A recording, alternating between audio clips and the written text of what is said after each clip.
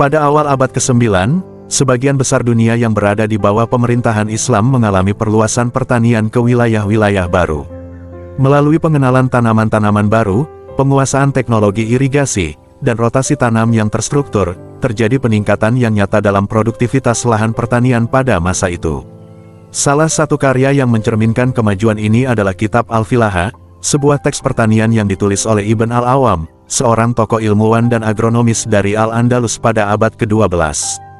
Kitab ini dianggap sebagai salah satu teks agrikultur terpenting dalam sejarah, yang merangkum pengetahuan dan praktik pertanian yang telah ada sebelumnya serta inovasi yang diperkenalkan oleh masyarakat Muslim di Spanyol.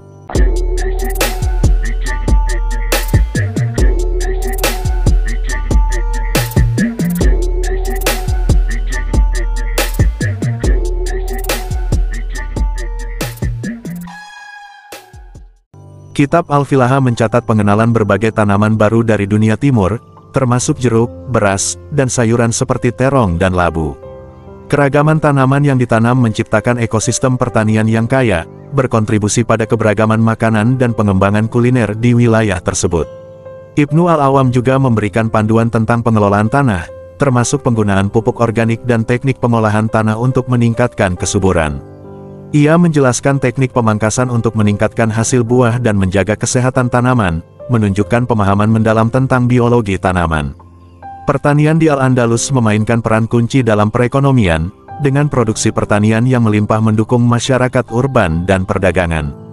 Berbagai kelompok etnis dan agama terlibat dalam praktik pertanian, menciptakan jaringan sosial yang kompleks di mana petani Muslim, Kristen, dan Yahudi bekerja sama dalam pengembangan teknik dan pertanian. Kitab Al-Filaha menjadi salah satu sumber penting dalam transmisi pengetahuan pertanian ke Eropa, dengan banyak teknik yang dijelaskan diadopsi oleh petani Eropa, terutama selama Renaissance. Kitab Al-Filaha mencakup sejumlah poin utama yang sangat penting dalam konteks pertanian.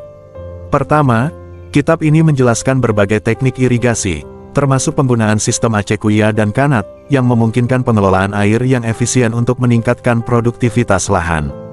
Selain itu, pentingnya rotasi tanaman dibahas untuk menjaga kesuburan tanah dan mencegah penyakit, dengan teknik yang direkomendasikan untuk penggunaan lahan secara berkelanjutan. Ibn Al-Awam juga mendokumentasikan pengenalan berbagai tanaman baru, seperti jeruk, beras, terong, dan labu, serta adaptasi dan pemeliharaan tanaman yang sesuai dengan kondisi lokal. Di sisi lain, kitab ini memberikan panduan tentang pengelolaan tanah, termasuk teknik pengolahan tanah dan penggunaan pupuk organik untuk meningkatkan kesuburan. Metode pemangkasan dan perawatan tanaman juga dibahas untuk mencapai hasil yang optimal. Selain aspek teknis, Kitab Al-Filaha juga menunjukkan peran sosial pertanian, di mana berbagai kelompok etnis dan agama terlibat dalam praktik pertanian, memberikan dampak positif terhadap perekonomian lokal dan membangun jaringan sosial yang kuat.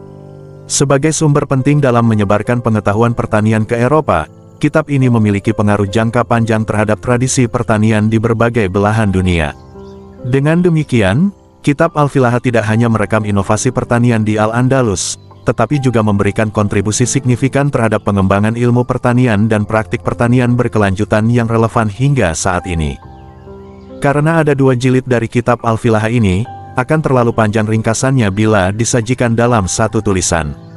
Maka pada tulisan pertama ini adalah khusus dari buku jilid I yang membahas mulai dari pemahaman tentang tanah, perbaikan kualitas tanah, penyubur tanah, fertilizer, air, pembibitan dan penanaman berbagai tanaman, penanganan penyakit sampai proses panen dan pasca panen. Ibnu Awam mengawali bahasan teknisnya tentang pertanian dari pemahaman kualitas tanah, bagaimana membedakan tanah yang baik dan tanah yang kurang baik. Saking pentingnya pemahaman tentang tanah ini, dia mengungkapkan adalah suatu kegilaan bila bertani tanpa memahami kondisi tanah. Masuk lebih detail lagi tentang tanah, diuraikan pula tanda-tanda tanah yang sehat, yang rusak, cara mengetahui kualitas tanah dan cara mengetahuinya dengan cepat. Bagaimana tanah bisa disuburkan dengan penyubur tanah fertilizer, yang dimaksud penyubur tanah selalu alami karena saat itu belum ada pupuk kimia. Macam-macam jenis tanah dan cara penanganannya. Cara mengetahui ketersediaan air tanah dan cara mengetahui kedekatan dengan sumber air. Cara mempersiapkan dan memperbaiki kualitas tanah dengan kotoran ternak, cara membuat penyubur tanah, manfaat dari kotoran ternak sepanjang masa, cara penggunaan penyubur tanah, cara memperbaiki tanah yang rusak, memahami jenis-jenis dan sumber penyubur tanah. Memahami jenis-jenis air dan kualitasnya, jenis air yang cocok untuk masing-masing jenis tanaman, dan sumber-sumber air. Cara untuk mengetahui keberadaan air di dekat permukaan tanah, cara membuat sumur untuk keperluan pekarangan rumah maupun kebun atau tanah pertanian, dan cara membuat dan mengelola level kemiringan tanah untuk keperluan pengairan. Teknik pengaturan kebun, penanaman pohon di tanah kering dan pemberian irigasi, cara perawatan pohon, dahan dan tunas. Teknik penanaman segala macam buah-buahan anggur, orange, lemon, tin dan buah-buahan lainnya. Cara pemangkasan cabang dan pemilihannya, juga pemangkasan pucuk dan pemilihannya. Teknik pembibitan penyemaian, penggandaan tanaman, pembenihan dari biji, transplantasi pencangkokan dan pengaturan tanah media dan jarak pembibitan, penanganan bibit tanaman dan hal-hal yang perlu diperhatikan dari bibit setiap jenis tanaman. Pengenalan kondisi udara, angin dan musim tanam, setiap petani mutlak perlu tahu tentang tanaman apa dan kapan ditanam. Pengenalan musim yang utamanya menyangkut suhu dan angin serta pemilihan tanaman-tanaman yang sesuai untuk masing-masing musim dan untuk daerah-daerah tertentu.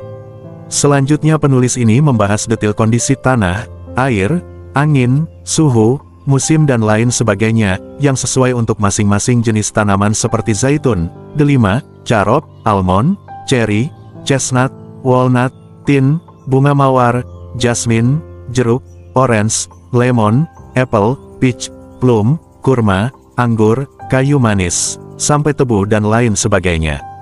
Penulis juga mengumpulkan berbagai teknik pencangkokan tanaman dari Romawi, dari Persia, Yunani dan berbagai jenis teknik cangkok untuk segala macam buah-buahan sebagai tambahan referensi.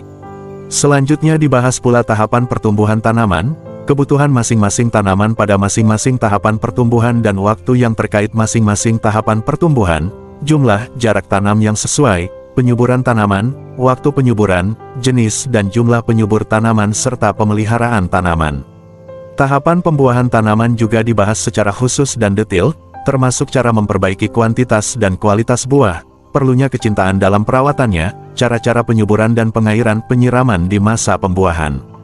Dampak penyuburan terhadap jumlah dan rasa buah dengan izin Allah, serta hasil buah yang sebanding dengan kecintaan dan keseriusan kita dalam perawatannya. Dibahas pula dengan detail perawatan dan penyembuhan tanaman-tanaman yang sakit, penanganan tanaman buah yang belum maksimal hasilnya juga cara peningkatan kualitas rasa dan bau kesegaran buah, aroma buah. Jilid pertama ditutup dengan penjelasan tentang penanganan pasca panen untuk buah, biji-bijian, dan kacang-kacangan. Secara keseluruhan kitab Al-Filaha mengungkap sekitar 585 jenis tanaman, sekitar 1/10-nya adalah tanaman buah-buahan yang dibahas secara khusus dan detail.